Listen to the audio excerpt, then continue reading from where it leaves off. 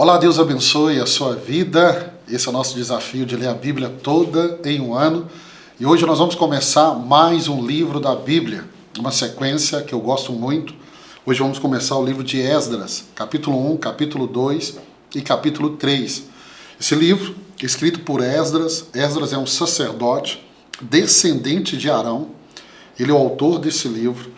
E esse livro fala do retorno da nação de Israel do cativeiro da Babilônia. Reis e crônicas falaram rapidamente sobre os últimos reis de Judá que foram levados cativos para a Babilônia. Quando formos estudar o livro de Jeremias, nós vamos ver mais detalhes. Em Isaías também vai se falar um pouco. E aí nós vamos ter mais detalhes de como foi esse cativeiro. E aqui nós estamos falando do retorno. Nabucodonosor, rei da Babilônia, invade Jerusalém. Ele vai invadir por 2 vezes e ele leva 2 levas de escravos. A primeira vai estar neles aqueles que eram das famílias nobres, Daniel, Sedraque, Mesaque e Abidnego. Daniel e seus 3 amigos vão estar nessa primeira leva, que são levados à Babilônia. E quando Israel, Jerusalém, é atacada pela segunda vez e ela vai ser completamente destruída, uma segunda leva é levada cativa para a Babilônia. Quem permanece, fica em extrema pobreza. E Jeremias, nós vamos estudar o livro de Jeremias mais à frente, vai profetizar que o período do cativeiro seria um período de 70 anos. O que vamos ver aqui é o retorno desse povo, do povo de Judá, a nação de Israel, o reino do sul. Lembra o reino do sul? O reino do sul, que vai voltar para reconstruir o templo e reconstruir Jerusalém. Vamos lá, verso 1 ao verso 4. Nós temos aqui o rei Ciro. Olha como começa o capítulo 1. No primeiro ano do reinado de Ciro, rei da Pérsia, a fim de se cumprisse a palavra do Senhor, falada por Jeremias. Jeremias profetizou, no final de 70 anos, Deus traria de volta. O Senhor despertou o coração de Ciro, rei da Pérsia, para redigir uma proclamação e divulgá-la em todo o seu reino nesses termos. Assim diz Ciro, o rei da Pérsia. Eu quero começar aqui já colocando para você. No primeiro ano do reinado de Ciro, rei da Pérsia, a fim de se cumprisse a palavra do Senhor falada por Jeremias, o Senhor despertou o coração de Ciro. Então essa decisão não é aleatória, porque Deus despertou o coração de Ciro. Deus despertou o coração de Ciro porque tinha uma palavra, tinha uma promessa, e o nosso Deus não é homem para mentir, nem filho do homem para se arrepender. Guarde isso no seu coração. Se Deus tem uma promessa para a sua vida, Deus desperta corações de homens e mulheres, sejam eles reis ou não, para que a promessa na sua vida possa se cumprir.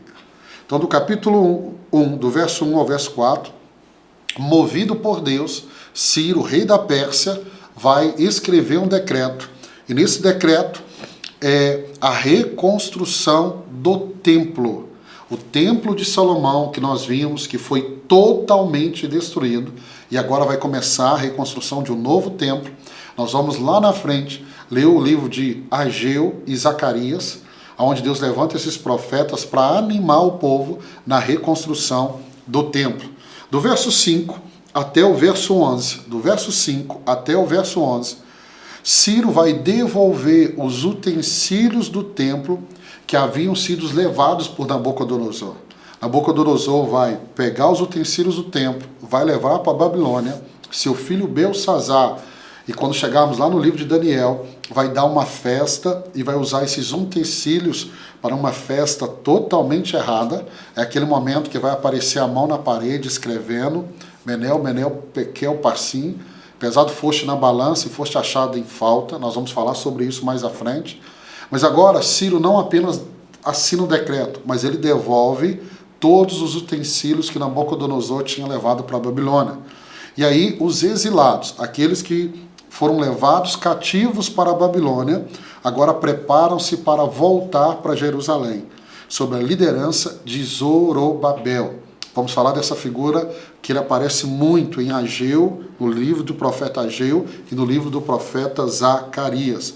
O verso 3 é um texto-chave do capítulo 1, que diz assim: Quem há entre vós de todo o seu povo, O seu Deus seja com ele, e suba a Jerusalém, que está em Judá, e edifique a casa do Senhor Deus de Israel. Ele é o Deus que está em Jerusalém. Então, capítulo 1 nos mostra Deus movendo o coração do rei. E a Bíblia vai dizer, o coração do rei que move a Deus. Se Deus tem promessas na sua vida, ao ler o capítulo 1 de Esdras, não esqueça disso. Deus move o coração de pessoas para que a promessa na sua vida se cumpra. Vamos para o capítulo 2. Capítulo 2 vai nos trazer uma lista de quem está retornando. Uma lista. Novamente, nós entramos agora nessa lista com nomes e números. Nomes e números. Então vamos lá, o capítulo 2, ele detalha uma lista extensa dos exilados que retornaram de Jerusalém para Judá. Pastor, todos retornaram? Não, alguns permaneceram.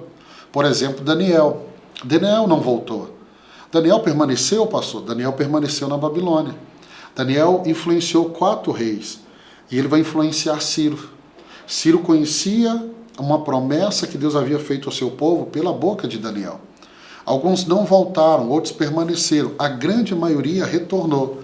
E aí ele vai incluir aqui as famílias, vai incluir as cidades e funções, incluindo sacerdotes, levitas e músicos do templo. Vai falar a lista aqui também dos porteiros, servos do templo e descendentes servos de Salomão. Então essa lista, ela é uma lista detalhada. Então do verso 1 até o verso 67, nós vamos ver essa lista sendo colocada diante de nós. Do verso 64 ao verso 70, o final do capítulo 2, e aí vai falar que o total dos que retornaram juntamente com seus servos e cantores é de 42.360, além de 7.337 servos e 200 cantores, homens e mulheres. Eles também trazem ofertas voluntárias para ajudar na reconstrução do templo. É algo interessante que eles vão trazer essa oferta, mas o próprio rei Ciro vai financiar uma grande parcela dessa reconstrução. Verso 68, para mim, é o verso-chave aqui do capítulo 2, diz assim: alguns dos chefes, dos pais, vindo à casa do Senhor, que está em Jerusalém, ofereceram voluntariamente para a casa de Deus, para fazer assentar no seu lugar. Você vai perceber que quando Salomão edifica a casa, agora no segundo templo, Deus sempre vai usar essa expressão, ofereceram voluntariamente. Quando Moisés edificou o tabernáculo, as ofertas foram voluntariamente. Quando você tiver em um propósito de construção da igreja onde você frequenta, a expectativa de Deus é que a sua ajuda, que a sua oferta seja voluntariamente. Vamos para o capítulo 3.